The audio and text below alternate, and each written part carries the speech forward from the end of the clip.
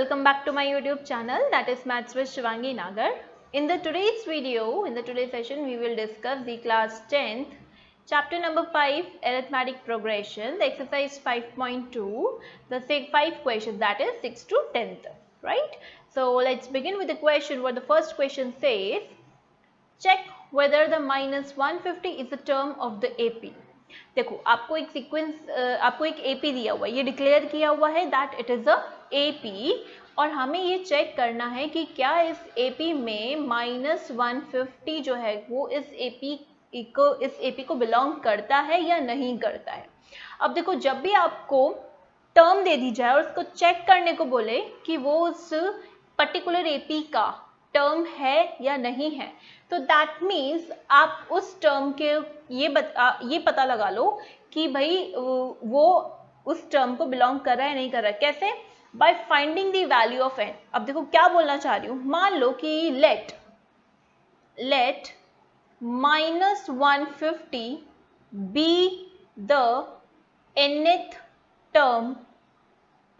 term of given AP. हम मान लेते हैं कि भाई ये जो हमारी 150 टर्म है ये nth टर्म है, ठीक है।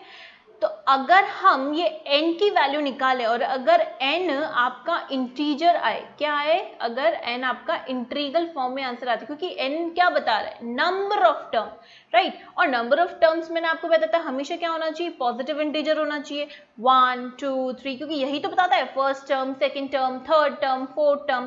तो अगर आपने इसको लेट कर लिया कि ये nth टर्म है और अगर n की वैल्यू पे आपने वर्क किया और अगर n की वैल्यू इंटीग्रल फॉर्म में आती है तो आप बोलेंगे कि yes minus 150 belongs to this AP, otherwise not। Clear है?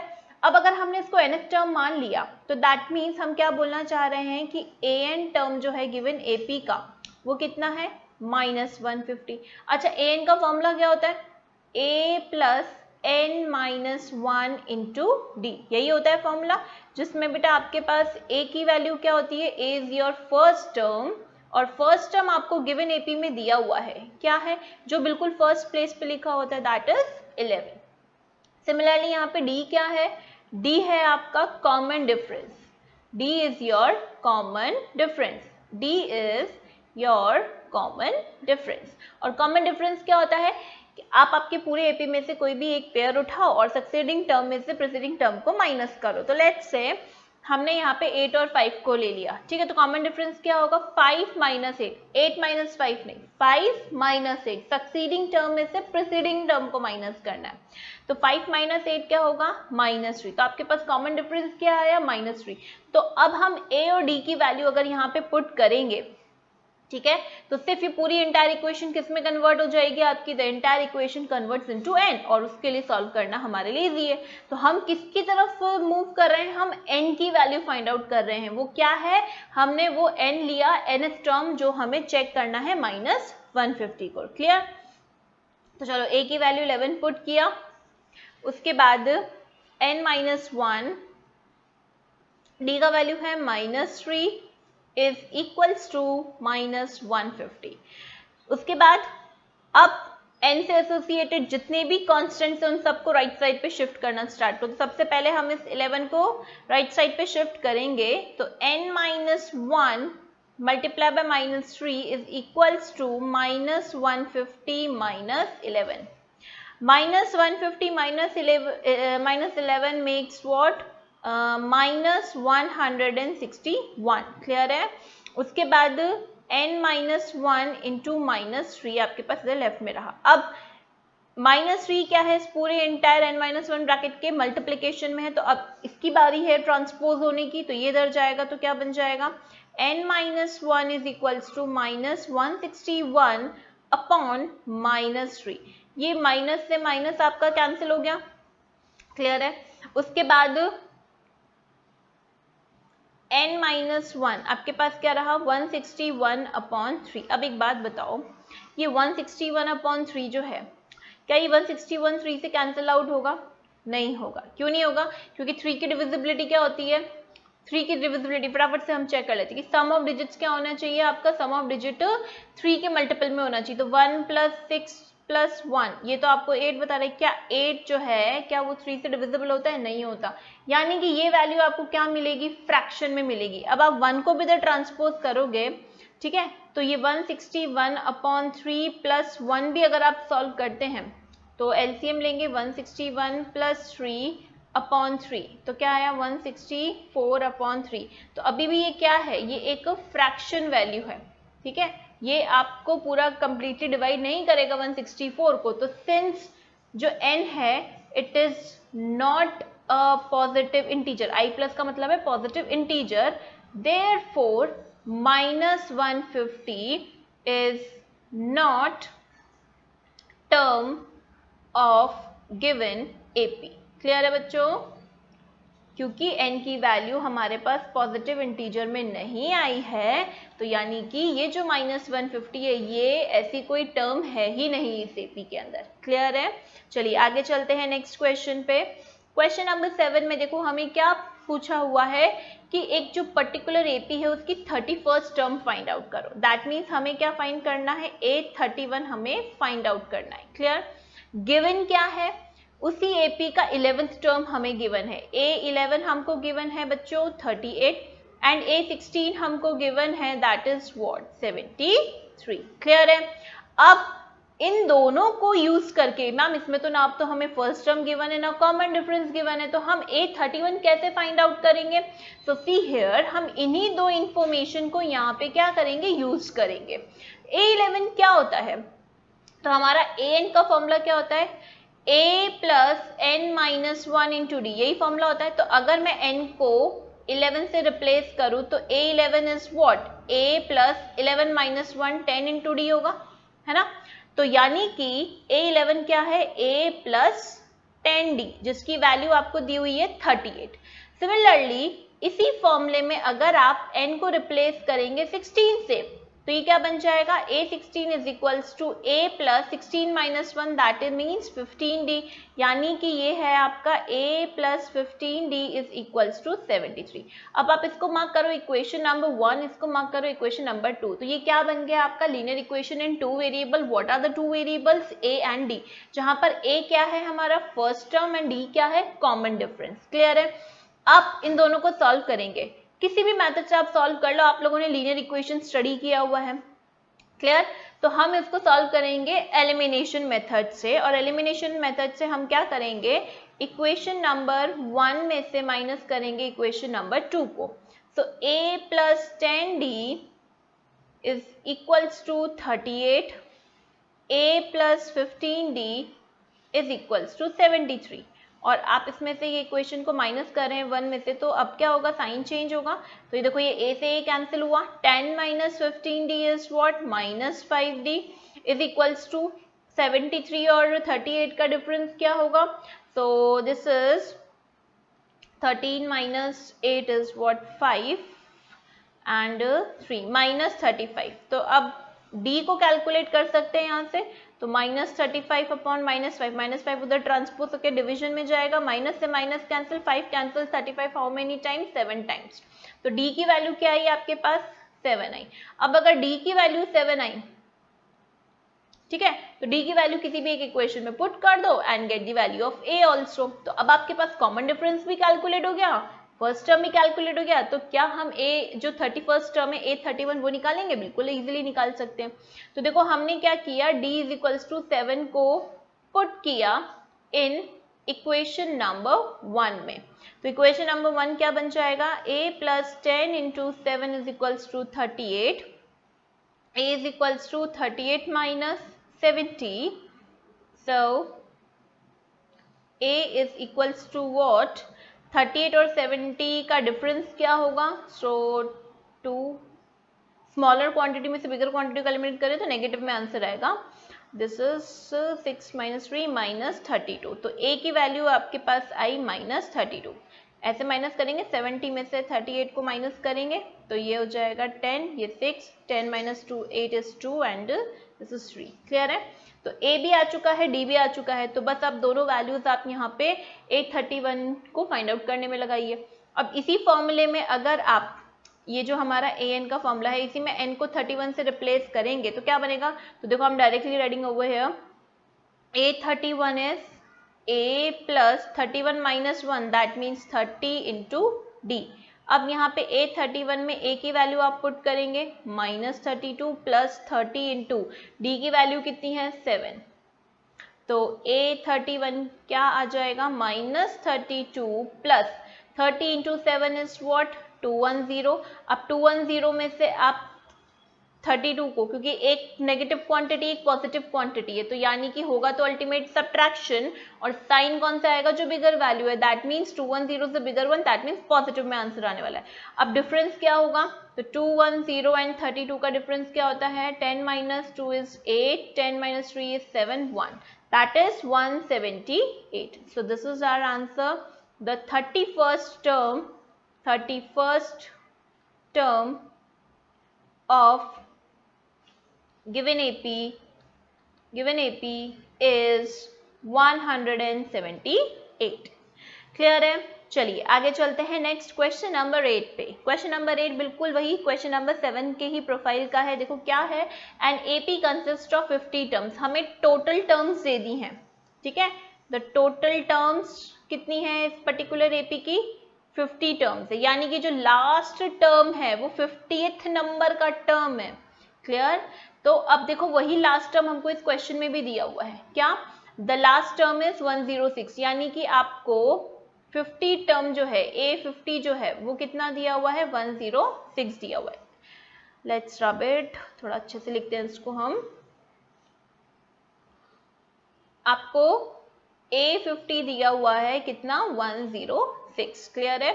अच्छा और क्या दिया हुआ है, थर्ड टर्म दिया हुआ है, दैट मीन्स A3 दिया हुआ है, कितना दिया हुआ है, 12 दिया हुआ है, एंड पूछा क्या है, 29 टर्म, दैट मीन्स A29 हमको कैलकुलेट करना है। तो बिल्कुल उसी तरीके से करना है जैसे हमने प्रीवियस क्वेश्चन में किया। तो A50 अगर आपको दिया हुआ है 106, तो A50 का मतलब क्या है, A प्लस 49D हो जाएगा, है ना। पहली इक्वेशन ये बन गई। सिमिलरली आपको दिया हुआ है A3 जो कि है 12, A3 को क्या लिखोगे आप, A प्लस 2D, ठीक है, ये है इक्वेशन नंबर 2।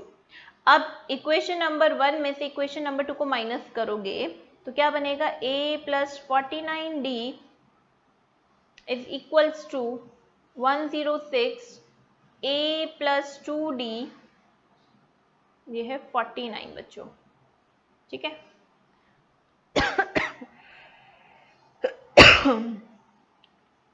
दिस इज 49 और यहाँ पे A plus 2D is equals to what, 12।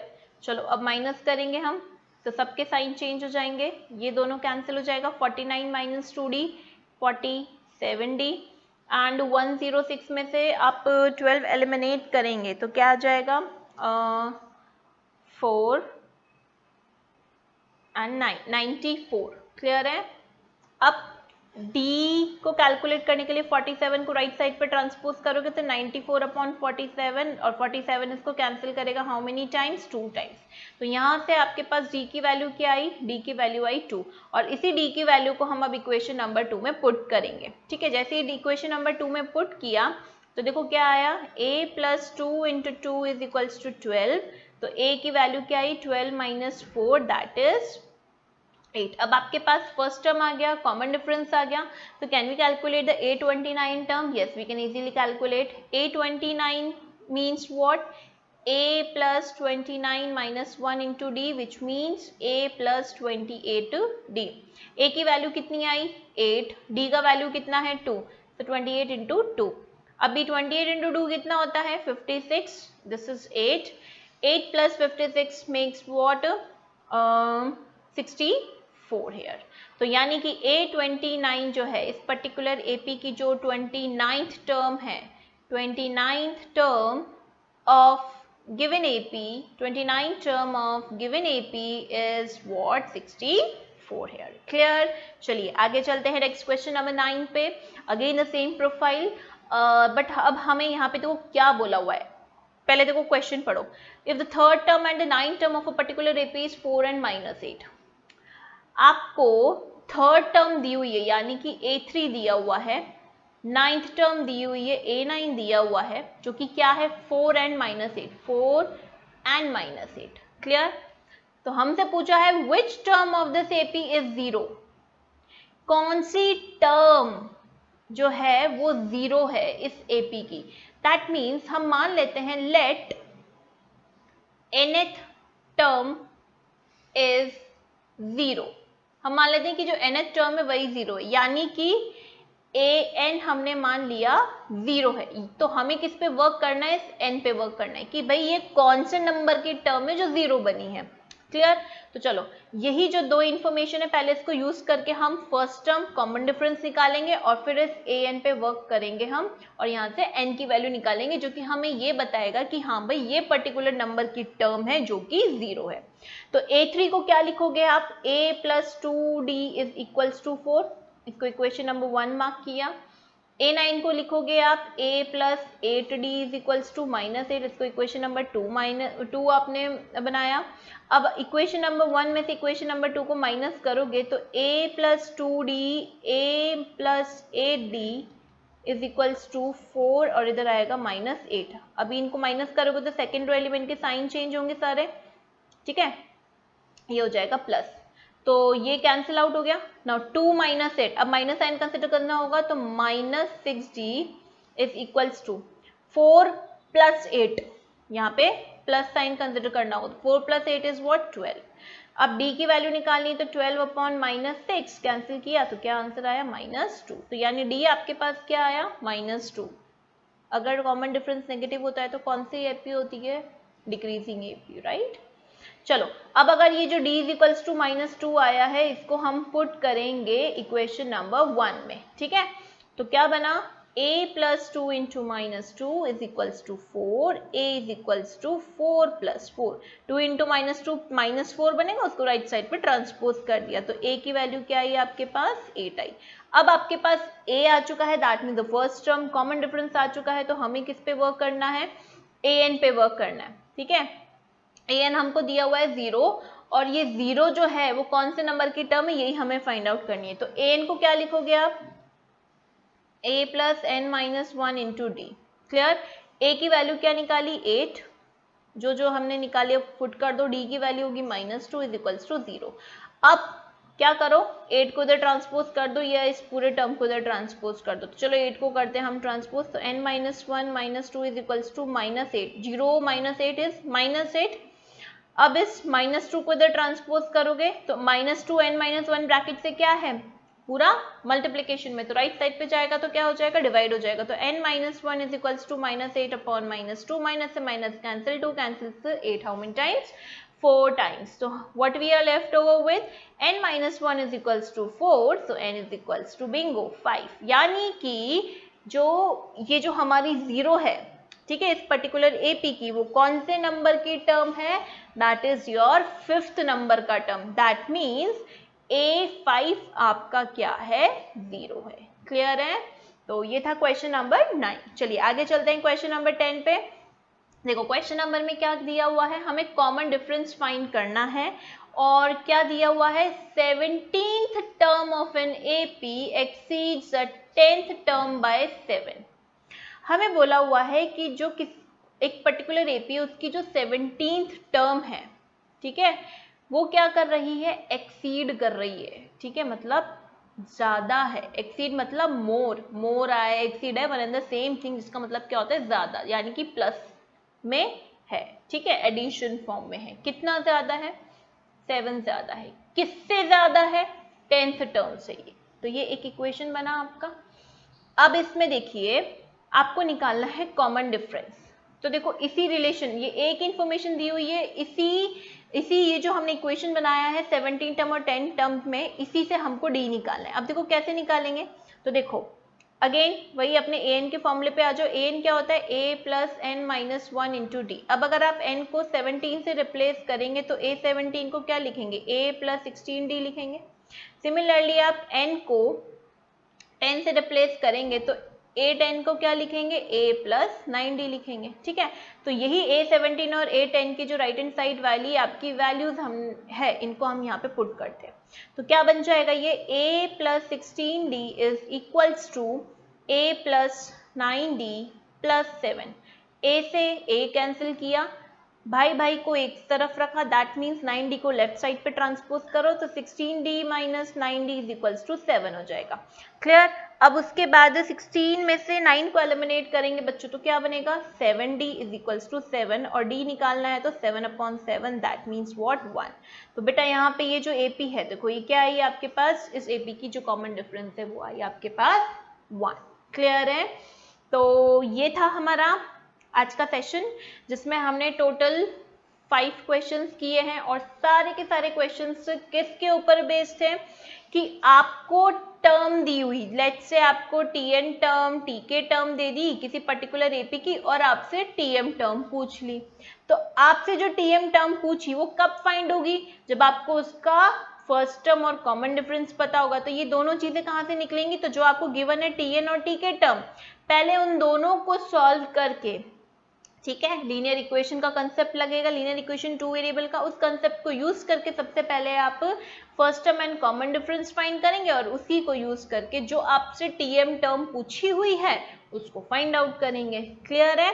तो इस बेसिस पे हमने ये आज इस सेशन में क्वेश्चन करे हैं, या कहीं कहीं पे आपको TN और TK के बीच में एक रिलेशनल इंफॉर्मेशन दे दी, जैसे कि इस क्वेश्चन नंबर 10 में कि भाई 17 टर्म और 10th टर्म जो है 17 टर्म 10 टर्म से 7 ज्यादा है, तो ये इनके बीच में एक कंपैरेटिव इंफॉर्मेशन हो गई, तो उसको यूज करके अब उसने क्या कैलकुलेट करवा लिया, कॉमन डिफरेंस आपसे कैलकुलेट करें। अच्छा, इस क्वेश्चन में और क्या संभावना हो सकती है, और ये भी संभावना हो सकती है कि वो आपसे बोल दे कि भाई इसमें आप A भी निकालो। अब बताओ क्या आप A निकाल सकते हो, नहीं निकाल सकते हो।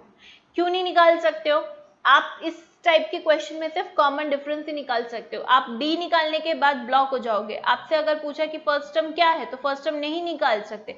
क्यों नहीं निकाल सकते, क्योंकि आपको यहाँ पे 2 टर्म का डिफरेंस दिया हुआ है, आपको उन टर्म का, ठीक है, वो पर्टिकुलर टर्म्स नहीं दी हुई है, तो इसलिए आप यहाँ पे फर्स्ट टर्म कैलकुलेट नहीं कर सकते हैं। क्लियर है।